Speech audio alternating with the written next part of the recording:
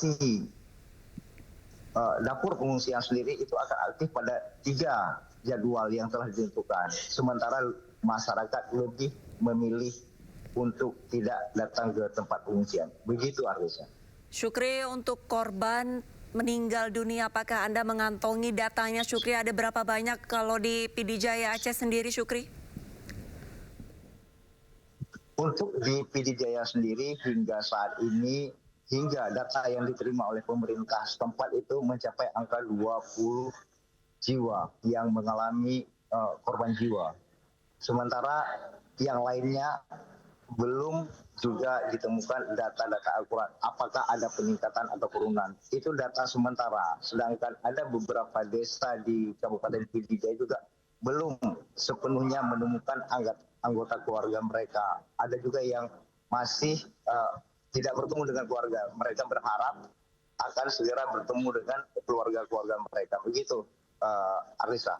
20 orang meninggal dunia, lantas untuk laporan korban hilang ada berapa, Syukri? Untuk sementara data korban hilang yang untuk sementara data korban hilang yang dikantongi oleh pemerintah Kabupaten PD Jaya itu mencapai angka 49 orang. Begitu.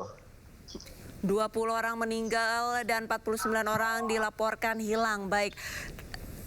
Saat ini untuk kondisi banjir sendiri di PD Jaya, apakah sudah mulai surut atau masih tinggi? Mungkin bisa diceritakan, Syukri?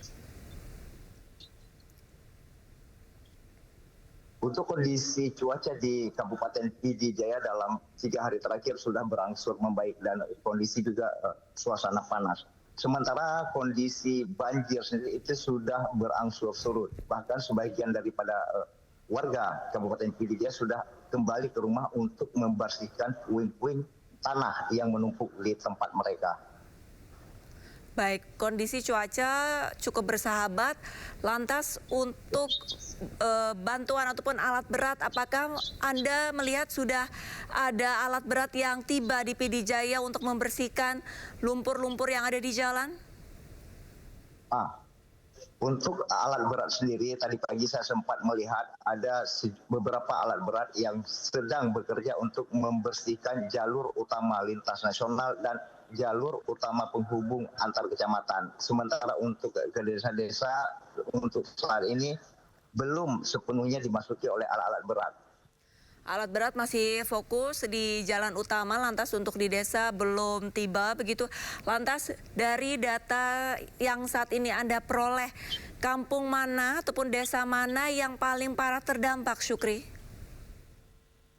Kalau untuk di Kabupaten PD Jaya sendiri, desa yang paling terdampak itu Desa Menasahlo. Karena di lokasi tersebut ada sebuah pesantren yang nyaris roboh, di mana lokasi pesantren tersebut sebelumnya tidak memiliki sungai. Dan baru saja saya melihat di depan aliran pesantren itu sudah menyerupai sungai, sedangkan fondasi-fondasi sudah muncul ke permukaan. Sementara untuk kondisi pesantren itu nyaris roboh. Dan di lokasi tersebut pimpinan pesantren, santri di sana sudah diamankan. Tidak ada korban jiwa di lokasi itu. Cuman bangunan yang sangat miris kita lihat, dan untuk mengakses ke sana itu sangat sulit mengingat di sepanjang jalan itu dipenuhi dengan lumpur. Lantas untuk para santrinya sendiri apakah sudah dievakuasi? Untuk para santri saat ini sudah dievakuasi ke tempat-tempat saudara, dijemput keluarga. Sementara santri sendiri itu tidak mengalami korban, namun mereka dievakuasi pada hari ketiga di saat informasi adanya santri yang terjebak di lokasi tersebut. Sementara di hari ke-1, ke-2 mereka tetap bertahan di atas atap-atap rumah yang ada di sekitar pesantren gitu, siapa. Syukri, kami memberikan informasi bahwa bantuan ini sudah banyak berdatangan, salah satunya adalah ke kawasan Aceh begitu. Apakah Anda tidak mengantongi untuk bantuan yang di Aceh ini terfokus ataupun distribusinya kemana saja, dan apakah nantinya penyaluran distribusi itu juga menyasar ke daerah PD Jaya, Syukri? Ya, bantuan dari pemerintah itu sudah mulai dibagikan. Namun sebagian dari bantuan ini sudah mulai dikucurkan kepada masyarakat. Dan untuk bantuan sendiri, yang dari informasi yang kami peroleh itu di kawasan tengah Aceh, yang saat ini masih terisolasi dari bencana banjir itu. Karena mengingat akses ke Kabupaten Aceh Tengah, Bener Meriah, Aceh Tenggara hingga saat ini masih terputus, dan komunikasi antara warga yang ada di ibu kota provinsi dengan Aceh Tengah juga masih terputus. Bahkan banyak dari masyarakat di Banda Aceh yang masih was-was terhadap kondisi keluarga mereka yang ada di dataran tinggi Gayo itu. Bisa.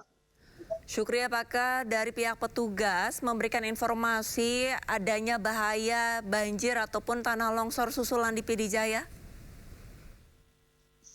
Untuk kondisi di PD Jaya saat ini sudah mulai stabil ya, Arisa, mengingat beberapa titik itu sudah mulai kondusif dan masyarakat tetap dihimbau, tetap diminta selalu waspada jika ada hal-hal ataupun mengarah kepada banjir dan longsor untuk selalu waspada dan segera memberikan informasi kepada pemerintah ataupun posko yang disediakan oleh pemerintah Kabupaten PD Jaya.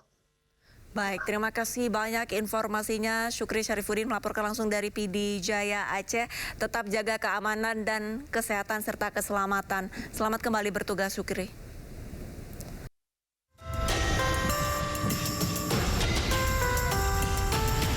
Satu persatu bantuan berupa beras, minyak goreng, air mineral, gula, popok bayi, dan beberapa bahan makanan dimasukkan ke dalam helikopter. Bantuan dengan berat sekitar 1 ton lebih ini diangkut menggunakan helikopter Caracal Sub H225F. Pengiriman melalui udara dilakukan mengingat akses ke lokasi saat ini sulit dilalui melalui jalur darat. Khusus hari ini, pagi ini kita mengerahkan heli Caracal dari Lanut Atasan Jaya. Saat ini berada di Pekanbaru di Lanut Nuryadin untuk kita muat semua bantuan kemanusiaan dan akan kita geser pada pagi hari ini. Tujuannya adalah ke wilayah Sibolga. Bantuannya utamanya adalah bantuan kebutuhan makanan dan kebutuhan pokok. Jadi ini ada obat-obatan, kemudian ada beras, ada Indomie, kemudian ada air juga, dan ada minyak goreng dan sebagainya.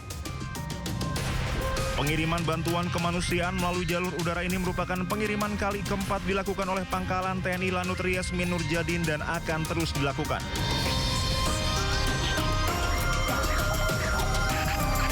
Sementara itu dari pantauan udara terlihat rumah-rumah warga yang berada di sepanjang bantaran sungai di Kabupaten Sibolga sudah rata tersapu banjir bandang. Dari Pekanbaru Riau, Indra Yose Rizal, Anyus melaporkan.